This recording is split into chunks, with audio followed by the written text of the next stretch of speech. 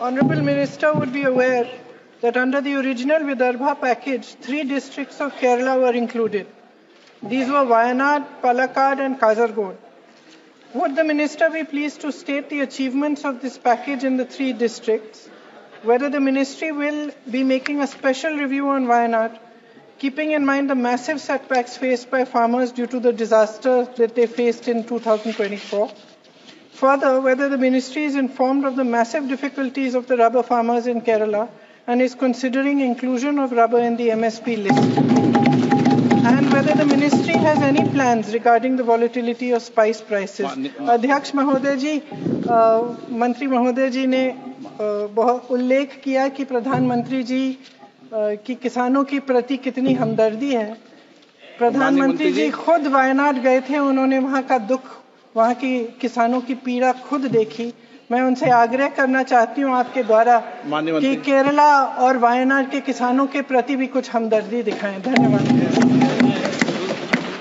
माननीय अध्यक्ष महोदय, किसान किसान हैं, चाहे वो केरल का हो चाहे वो कर्नाटक का हो, हम सब भारत मां के लाल हैं, भेदभाव का कोई सवाल नहीं है।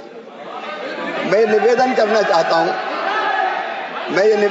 चाहता हूं कि जब ऐसी प्राकृतिक आपदाएं आती है तो हर एक राज्य को SDRF के तहत केंद्र सरकार राशि आवंटित करती है, प्लानिंग कमीशन अनुशंसा करता है उसके अनुसार, और उसमें 75% हिस्सा केंद्र का होता है, 25% जो राशि होती है वो राज्य की होती है, और जब ऐसी प्राकृतिक आपदा आती है तो उस राशि का राज्य उपयोग करते हैं। लेकिन बावजूद इसके अगर कोई बड़ी प्राकृतिक आपदा अगर आती है तो फिर केंद्र सरकार भी विशेष टीम भेजती है।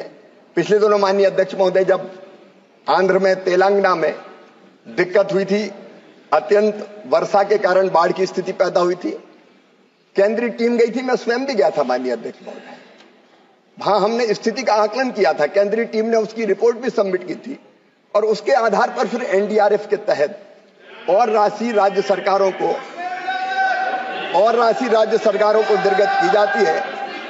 माननीय सदस्य ने बहुत महत्वपूर्ण सवाल पूछा, मैं जानकारी देना चाहता हूं कि केरल को भी NDRF के तहत विशेष रूप से 138 करोड़ रुपए की राशि उपलब्ध कराई गई है, और मैं आश्वस्त करना चाहता हूं आपके माध्यम से माननीय सदस्य को कि बिना किसी भेदभाव के कहीं अगर संकट आएगा तो केंद्र सरकार राज्य सरकार के साथ खड़ी रहेगी।